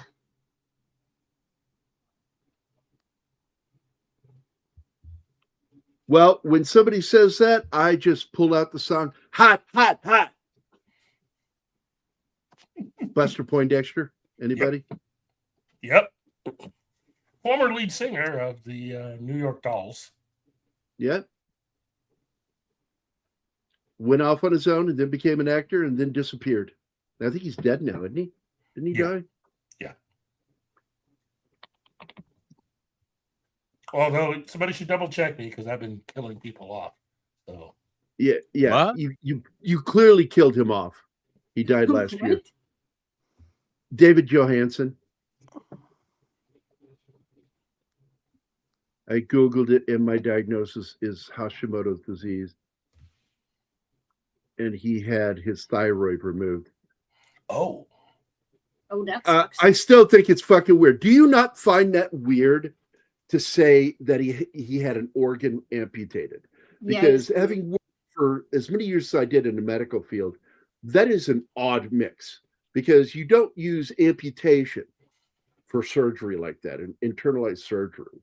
It would just be organ removal, right? It would be surgical removal or organ removal by surgery. One or the other. You wouldn't say fucking. Wait. You don't use extirpation? I don't use extirpations. I do with you. Oh. Explain yourself, Martin. I don't know what that meant. Oh God. I'm serious. I'm being serious. I don't understand. I'm typing on private chat. In private chat. Okay. Oh, I know my pronunciation is shit. So, but I can type. No, that's not a very common word to use. Extraction is for like teeth, but no, extirpation. No, we don't use that word. Oh yeah, boy, you wanna set Anima off? Six, you like this. She gets so fucking funny when she sees somebody who's flatlined getting zapped.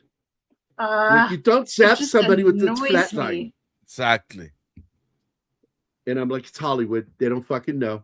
They don't know that it's called a defibrillator for a reason. It has that name. Because what you It's shot for is somebody- ventricular fibrillation. You're Or looking for VFib, as they say. you need fibrillation to Yeah. defibrillate. You need Say some that 5 electrical times in a row, activity. real quickly. I won't. No. Hey, Blanca. What's up, Blanca? Isabella. You know, I'm gonna have to change today's thumbnail because Keith's here. Yep. And basically, this was a lot longer, so she would actually talk about her backstory. I at guess this you point. could say, I'm gonna put your black ass on the thumbnail. And now, 25% better because it includes 25% better.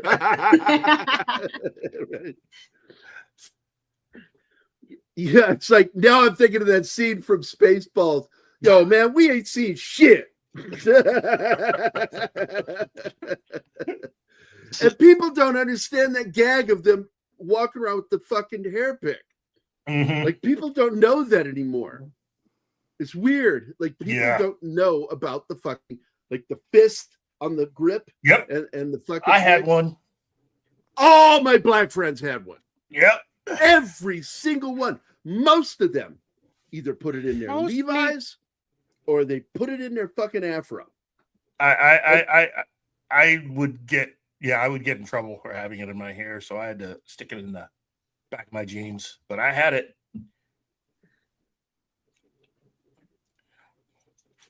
I do like this, the moral decision here, and I don't think Bruce conveys it as well as somebody like Kevin Kline would have done.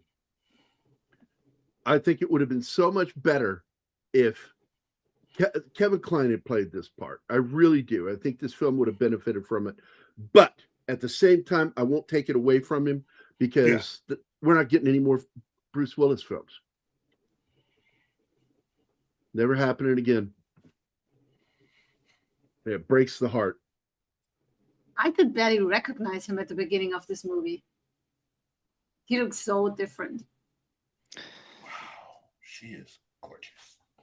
See, if anything, the smart thing to do would be take the potion with you and just every couple decades use like a drop. That's not how it works. Oh, the witch doctor used it. Yeah, because he was seeking out spiritual healing and shit. He did the same shit that Andy Kaufman did. Because Andy Kaufman even went to one of those mystical healers that does the finger digging into the belly when it's just scooping up chicken gizzard and shit. Oh, my mom did that too. Don't get me started. Yeah, it's called placebo. Only it doesn't work. Yeah, because it's a placebo. Yeah. With 50% less placebo. Oh, I didn't even catch that, dude. Really? We got to go back and watch that scene. That's fucking cool. Finally, Gambit posted something I found useful. Thank you, Gambit. And what does Gambit win for this? I give Gambit a lot of shit, but he knows I love him. God knows why. He wins Jack Squat. Da, da, da, da, da, da, da. Did one of us say collaborate and defibrillation? No. She goes, all right, stop. Collaborate and defibrillation. Get it?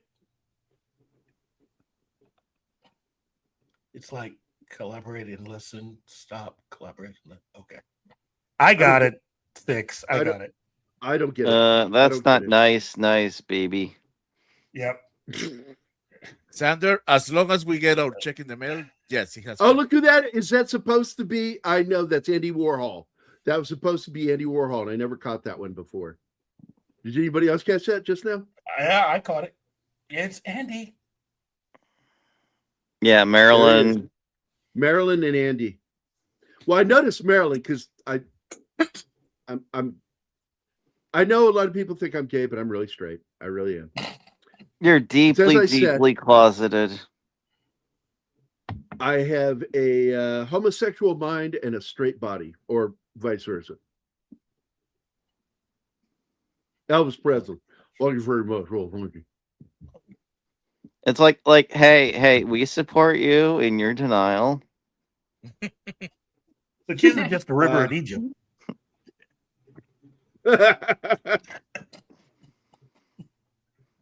Denial's not just the state that Gary's in.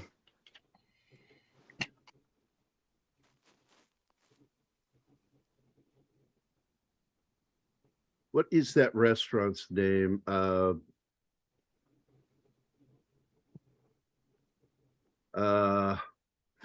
Is it Fat Man Slim's? Something like that? In Pulp Fiction. Oh, where they dance. Jack Rabbit Slim. No, not Jack Rabbit Slim. Yeah. Jack Rabbit Slims. That's the name of it. And that's what this scene reminds me of, with all the fucking celebrities, actors dressed up like celebrities. It's true, Sander. I actually do. Very small circle of friends, but they're important in my life. Speaking of Kurt Russell, I find him funny in Tango and Cash, where he goes on a fuming tirade and vehemently says, "I just don't like him do it. I just don't let him do it. I don't want to get killed by this limey immigrant." Oh, that scene. I know the one you're talking about. Yeah. I might watch this movie because I love Bruce Willis. Well, I'm going to tell you, it's not his best performance, but it's a damn good film. And I do like this movie a lot. And it's a little bit sci-fi, it's a little horror, and it's mostly comedy.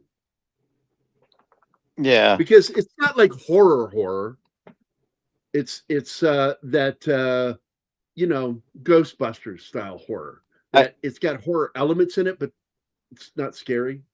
I consider this like a dark comedy, like something akin to American Psycho.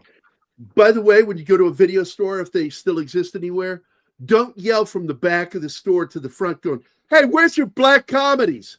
Because a lot of people don't understand what that means. I was at East Noah University, and that happened for real. I'm in the back, and I'm trying to find the movie Peter O'Toole, The Ruling Class. I want to see this movie again. And I yelled to the front, "Where's your black comedies?" And there's a bunch of black EIU students standing there. And they all turned and looked at me, and I went, I mean, dark comedy. Well, that doesn't sound any better either. They're comedies with a black subject. I give up. Where do I find them? Because there's no way I was getting out of that one. They thought it was funny because I did that natural, awkward moment where I realized what I said really didn't sound right. So I'm trying to explain myself, and it gets funnier the more I try to. It's called House Party. And if you need to, you can also get House Party 2. By the way, I have not seen House Party or House Party 2. It's an emergency. Get the defibrillator thing. The thing that zaps. Shock machine now. And now they get this thing called the thumper. They call the thumper, lovingly called the thumper, which is a machine that does the compressions. Ah, man, that's crazy. Because, like, I'm going to tell you, Six, I broke a lot of fucking ribs. A lot. It makes sense to have a machine do that, because why would you need a human just thumping rhythmically? That's something that you can outsource to a machine. Because I was an EMT and paramedic from 1985 all the way to 97, working in paramedicine or nursing. And Brian James playing the Australian character goes, "You bloody wanker." Yeah. Trying to get to everybody's thing here.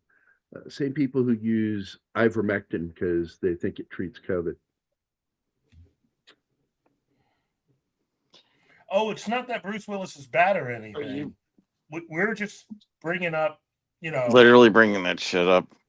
It's just for what is written and the kind of performance that would have really helped to elevate the material a little bit more. You're trying to decide between Bruce Willis and Kevin Kline, And I just think Kevin Kline probably would have had a different energy that may have been conducive to helping this movie a little bit more, but that's just me, Yeah. But nothing against Bruce Willis. I think he's a very talented guy. I always have. I don't think he was the right actor for this part. Kevin Kline would have been better. So Brian James, I personally know Brian James, knew him. I'm the person who announced his death to the public and to the news. For the family, I'm friends with the family still to this day. And he was not a psycho. But when he was drunk or on cocaine, he was insane. His best friend was Tim Thomerson. They served together, and they had a close bond until his death. And what killed Brian James was the fact that he thought, and I feel comfortable talking about this. I didn't talk about it for 20 years, what killed it, because I thought it was inappropriate to talk about it. But other people have talked about it, so I'm like, all right, fuck it, then I'll talk about it, is that he thought because he'd gotten off cocaine, he kicked the habit and everything, that he could have a little bit and be just fine. And it blew his heart out. That's what killed him. Cocaine.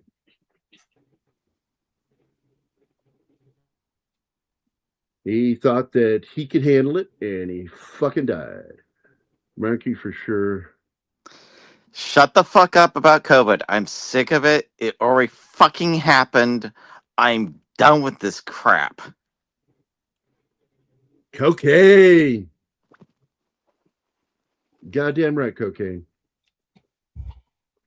Remind me of Monty Python. Get that machine that goes, oh, look, you got the machine that goes, bing. She don't lie. She don't lie. She don't lie. They're making black people look bad and disgraced. By the way, Keith, if you didn't know it, Gambit's black. What? Yes. Keith, he's black. What? I don't want to talk publicly about this. Gambit is black. Hold on. Let me check the Rolodex. Hold on. Damn it. Yeah. Is he in the club? You've got to get him in the club. No, he's already in the club. Oh, wait. He's got 3 stars next to his name. Oh, we're still on, Keith. Shh. Oh. End scene.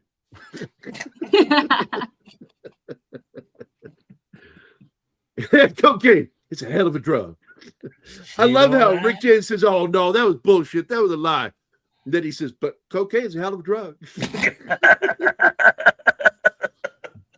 I watched a little special yesterday about Charlie Murphy.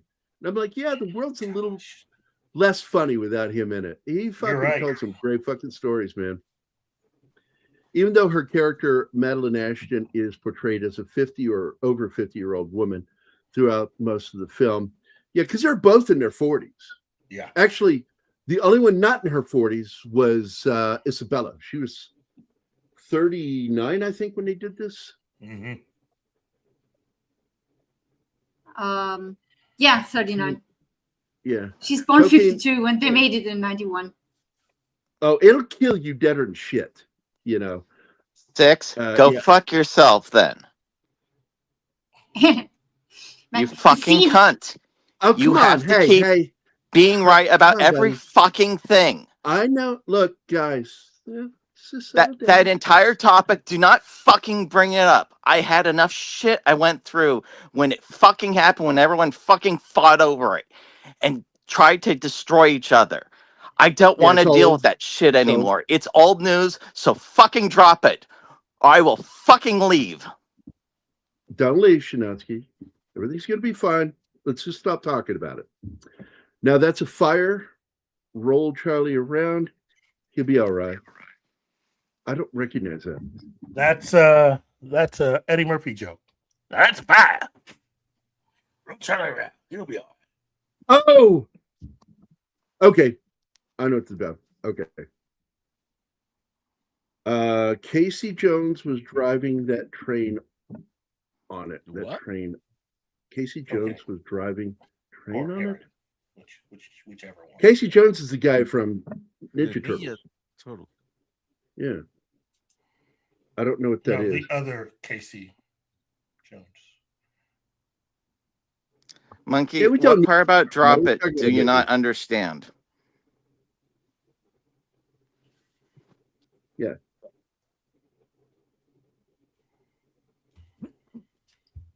I had it when we left the car. Okay.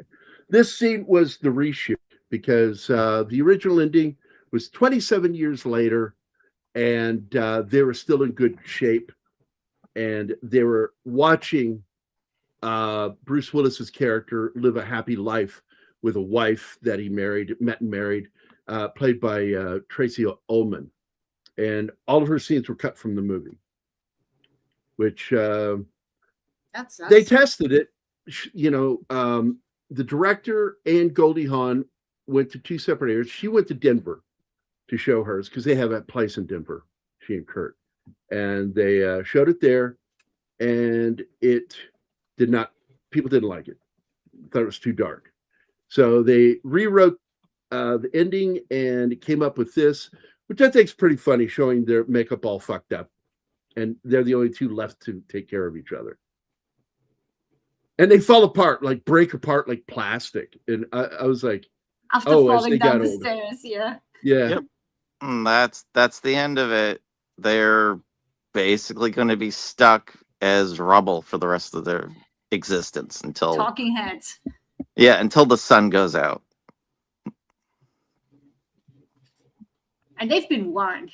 Take care of your bodies, because you're going Well, to be I'm stuck with hoping them for a while. they have a driver who knows to pick up their body parts before everybody comes walking out and finds them like If this. they had a driver, she wouldn't need to ask the other one. That's Do you true. remember where you parked the car? They don't have a driver.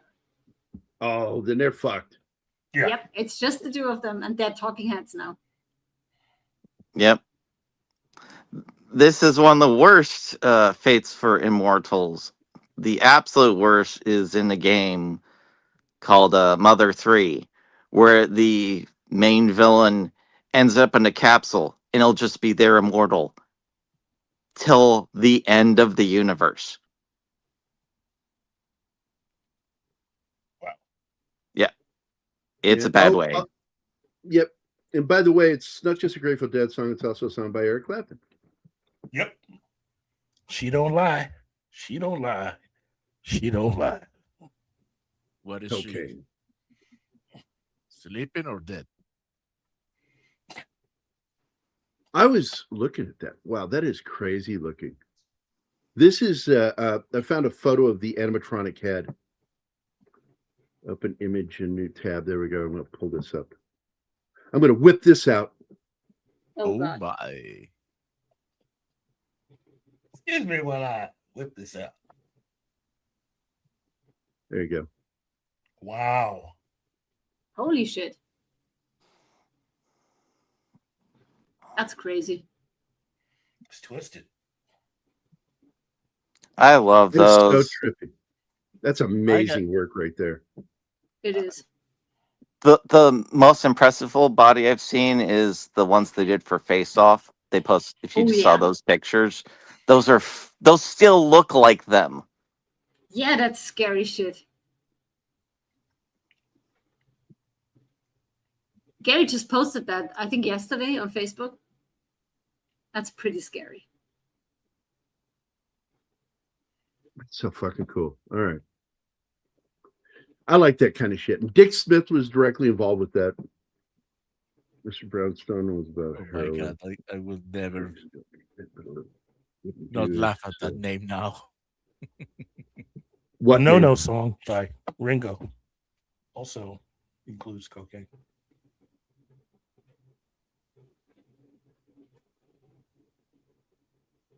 Oh, man.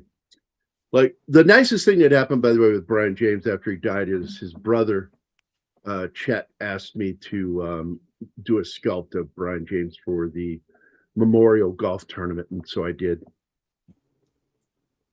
It was kind of cool. It's a nice sculpture, too. I don't know if you guys have ever seen it. I remember you showing it to me. Picture, I think. I think it's on my art. I think it's on my art site. Sculpture. Yeah. All right, here we go. Oh, sure.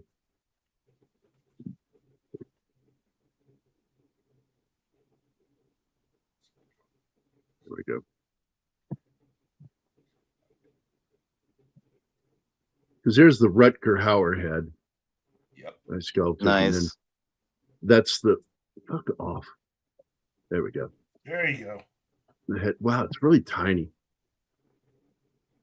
What she And this was taken with this was taken on a copier machine. I was just sending it to a buddy of mine, didn't have a camera handy, so I took it over to the Xerox machine. And people don't know you can actually do that. Take photos. I'm like, yeah, you can. It's not just for Xeroxing documents. You can take. That's why people sit on them and take pictures of their ass. It is a camera. I thought they just liked the feeling. It's smooth glass, probably cool to the touch. This was the test before the mold was made, and then he made a mold and did the first casting, and that's a large image of the cast and the brass plate that went on it. And then here's an animated showing it from different angles. And it's a spot-on fucking likeness of Brian James, man. I'm a good sculpt. I just don't like doing it because it causes pain. Sadly, that shit hurts. Gives me sore knuckles. Sabrina Carpenter Taste featuring Jenna Ortega. Don't know about that. I remember when they used to show that series Face Off. No, that was a good show. Has nothing to do with the movie. It's about special effects makeup. It was a really fucking good show. And nope, I'm not watching that dumbass Beetlejuice. I did, and it made me sad. Yeah, sadly, it's what's her name's last movie, basically. The mother. O'Hara. Yeah, O'Hara. Catherine O'Hara. Yeah. I'd rather go rewatch the fucking 88 original. It's a fucking great movie. Wow, that's cool ass statue. Thanks, man. Yep. And Rutger got one of the busts from me because he really liked the sculpture I did of him. They might have cut his coke with too much meth. Yeah, it's no telling. He had a heart condition, and I think that it exacerbated with the cocaine, and his heart couldn't handle taking cocaine again. The Xerox Corporation would like to remind all viewers that Xerox is a trademark of the Xerox Corporation, not a generic verb for copying things. And yet we still do it, Alpha. Yep. Yep. Catherine O'Hara. It's like toilet paper. I'm so tired. Can't sleep because of the heat. Oh, not just you. It's crazy over here. It's real bad where I'm at. I've been drinking liquids like crazy. The bad part is the salt, like the amount you lose because of sweating. Dude, at least you have air condition. Why parts of Europe don't have that, and it's getting unbearable in summer. Oh, Like, the thing that drives me nuts. insane. The thing that drives me nuts is those people are like against it because somehow it would destroy the environment or some stupidity. That's Yeah, one I've thing I seen really people make miss those from living arguments. in Croatia, having an air condition.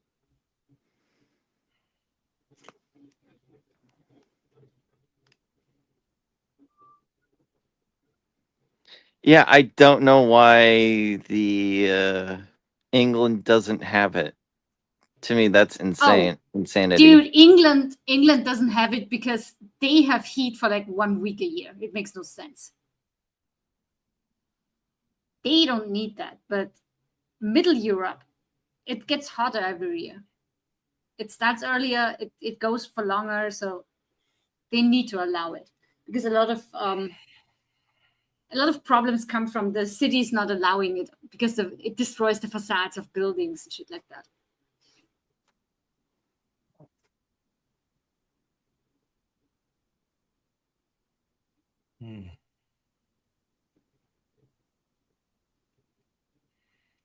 Okay, so this is really an Academy Award winning film.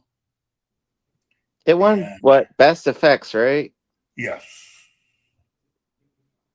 Yes, it It did. had 16 nominations and 5 wins. Best effects, best visual effects. Ken Ralston, Doug Chiang, Douglas Smythe, and Tom Woodruff Jr.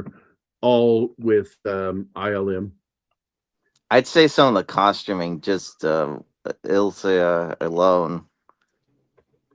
Then the Academy of Science Fiction, Fantasy, and Horror Films. It was a nominee for Best Fantasy Film. Best Actor Bruce Willis nominee. Best Actress Meryl Streep nominee. Best Supporting Actress Isabella Rossellini was a winner, Saturn Award. Nominee for Best Director Robert Zemeckis. Nominee for Best Writing Martin Donovan and David Koepp. And nominee for Best Music Alan Silvestri. Winner for Best Makeup. Dick Smith and Kevin Haney. Nominated, not a winner. Oh, that was a nominee. Okay, it's the winner right below it is 1993 winner, Best Special Effects, Ken Ralston. Gets mentioned 2 awards there, so that's awesome. American Comedy Awards, all nominations for Bruce, Goldie, and Streep. And then winner for the BAFTAs for Best Special Effects, and this time including Michael Lantieri, Ken Ralston, Alec Gillis. We know Alec Gillis. We're going to have Alec on the show. Tom Woodruff, Doug Chiang, and Douglas Smythe. And yeah, because Alec's going to be joining us supposedly in August, September. So we have to basically get it scheduled with, and Chris is going to be joining us on that one. So Golden Globes, it was nominee for Best Performance by an Actress in a Motion Picture. And then Los Angeles Film Critics Association Award, Best Supporting Actor, Sidney Pollack, oddly not credited for the film. And then Awards Circuit's Community Awards, which I'm not even going to fucking mention it. Like, what the fuck is that? The 2020 Awards, it was a nominee for Best Makeup and a nominee for Best Visual Effects. It did not win either. So there you go. So it had, Alec Gillis is going to be a good guest to have. So it definitely deserved for visual effects because this. Oh yeah. A lot of it still looks really good. In fact, a lot of it looks better than some of the shit we have now. I'm surprised they didn't get any wins for the actors, but I got to tell you, actors tend to not win for comedies. Yeah. It's very rare. Like if you did a breakdown, it would be what, less than 5%? Something like that for drama versus comedy whenever you're nominated. Oh, and God help you if you're horror.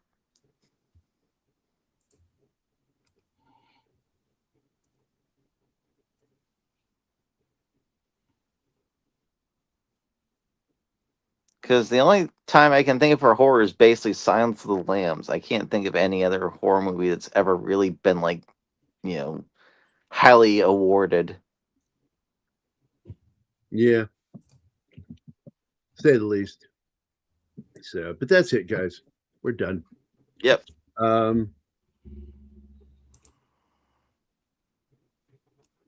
Heath, Alec Gillis search? No, I posted the wrong thing. Sorry. Oh, okay. I like that Black is right above Keith's post. Black. I want to thank everybody for hanging out with us in the chat. I know it got a little spicy today, but we're going to be fine. Gambit, Snorty, John Whitaker, Lord Thoth, 11 Alpha, Willie the Monkey King, Slasher Fred, Sauron Baggins was here today, Sandra Hammerschlag, Monkajuba, thank you, come again, Sagacious 6, E. Clay Thomason, Meth was here, and Blacka is the last one mentioned. Okay, that's it. Sax was Thanks, here too. guys. Yeah, where's Zax? I didn't see Zax in here. I'm sorry, I forgot. Oh, okay. I think towards the beginning. I'm looking, I don't see his name. No, it's not up there. All right, Zax, thanks for popping in, buddy. Always appreciate it, man. Look forward to hanging out, man. So that's it. That's a damn good movie. If you want to hear some of the trivia and stuff that I talked about at the beginning of the show, the first 20 minutes, there's some good information in there about the film that a lot of people don't know. So there you go. Yeah, that's it. Yeah. We're done. I'm Yeah. tired. Yeah. Joe Pesci as Uncle Oh Ben. man, Joe Pesci being in this movie would have been awesome. Am I not handsome enough for immortality? What the fuck is this shit? Oh, he's awesome in everything.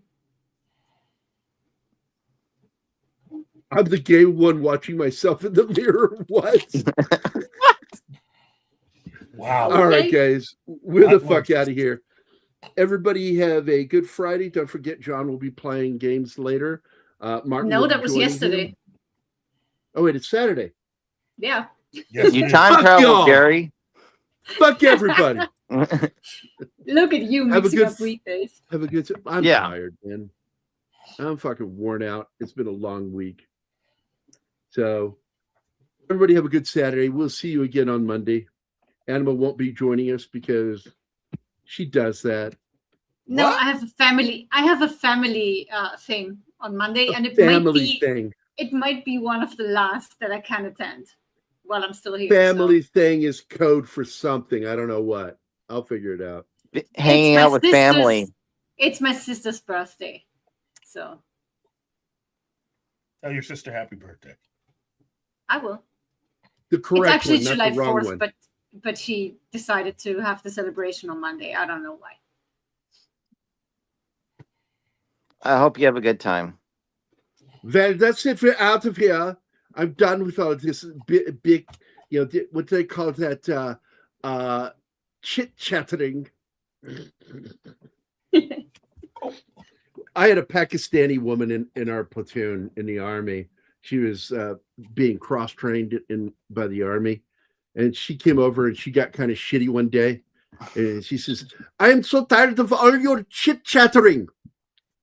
And I looked at her and went, "Do you mean chit-chatting? Like conversing, talking?" Okay. It's chit-chatting. I'm just letting you know for future reference, so you don't fuck that up again. All right. We're out of here. Bye, guys.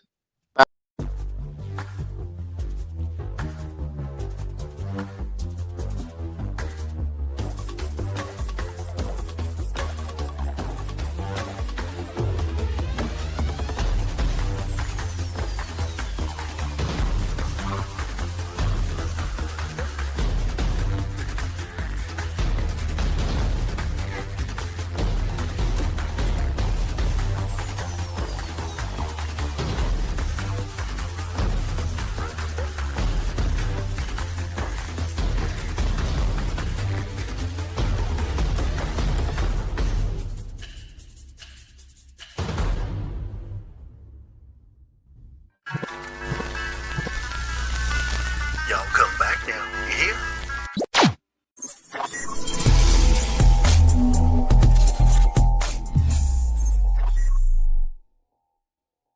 Matt Damon.